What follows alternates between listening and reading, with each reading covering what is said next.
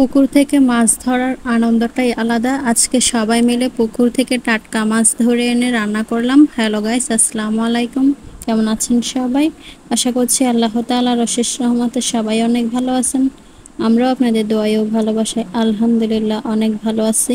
পুকুর থেকে মাছ ধরার আনন্দটাই আলাদা, আর যদি হয় টাটকা মাছ তাহলে তার কোনো কথাই নেই। খেতে কিন্তু অসাধারণ লাগে। টাটকা মাছের স্বাদই আলাদা।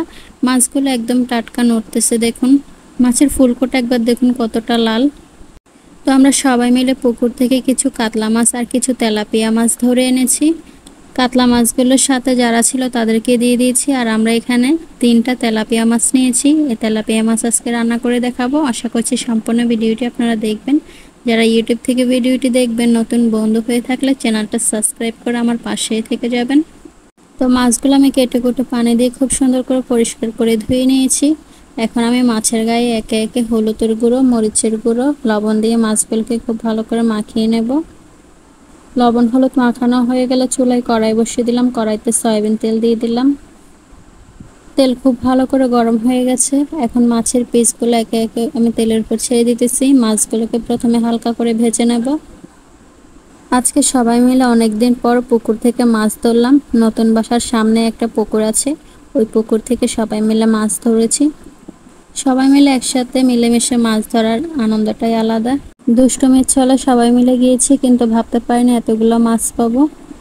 অনেকগুলোই মাছ পেয়েছি। ভিডিও ক্লিপ আমি নিতে পারিনি। যে মাছগুলো আমি নিয়েছি সেই মাছগুলোই ভিডিও করে রেখেছি। তো মাছগুলো আমার এক পাশ ভাজা হয়ে গেছে। কিছুক্ষণ পর এক পাশ আমি উল্টিয়ে দিতেছি। মাছগুলো ভাজা হয়ে গেলে এবার রান্নার জন্য চুলায় কড়াই বসিয়ে দিলাম। কড়াইতে সয়াবিন তেল দিয়ে দিলাম, আর এদিকে মাছগুলো ভেজে নামিয়ে নিয়েছি। তেল গরম হওয়ার পর দিয়ে দিলাম পেঁয়াজ কুচি। পেঁয়াজ কুচিগুলো একটু নেড়ে চেড়ে দিয়ে লাল করে ভেজে নেব। পেঁয়াজগুলো নরম হওয়ার জন্য একটু লবণ দিয়ে দিলাম। এবার খুব ভালো করে নেড়ে চেড়ে দিয়ে লাল করে ভেজে নেব। পেঁয়াজগুলো বাদামি রং হওয়ার পর দিয়ে দিলাম টমেটো কুচি। টমেটো কুচিগুলো একটু নেড়ে চেড়ে দেব।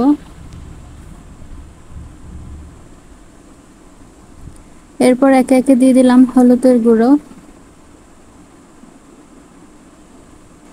দিয়ে দিলাম মরিচের গুঁড়ো,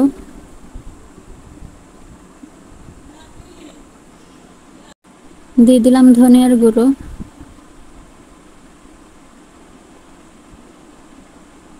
দিয়ে দিলাম সামান্য একটু রসুন বাটা,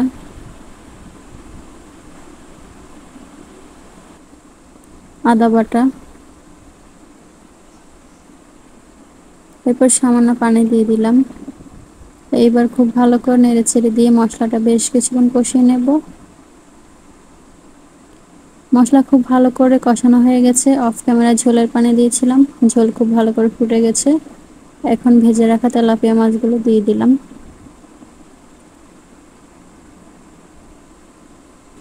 5 থেকে 10 মিনিট আমি ফুটিয়ে নিয়েছি। আমার রান্না প্রায় শেষের দিকে। সবশেষে উপর দিয়ে ধনিয়া পাতা কুচি দিয়ে দিলাম। এখন আমি নামিয়ে পরিবেশন করে নেব। সবশেষে দেখুন একবার তেলাপিয়া মাছের রেসিপিটা কেমন লাগছে কমেন্ট করে অবশ্যই জানাবেন। টাটকা মাছ ধরে এনেছি, খেতে কিন্তু বেশ মজা হয়েছিল। ভিডিওটি ভালো লাগলে লাইক কমেন্ট শেয়ার করে পাশে থাকবেন। তো আজকে এই পর্যন্ত। সবাই ভালো থাকবেন, সুস্থ থাকবেন, আর আমাদের জন্য মন থেকে দোয়া করবেন। আল্লাহ হাফেজ সবাইকে।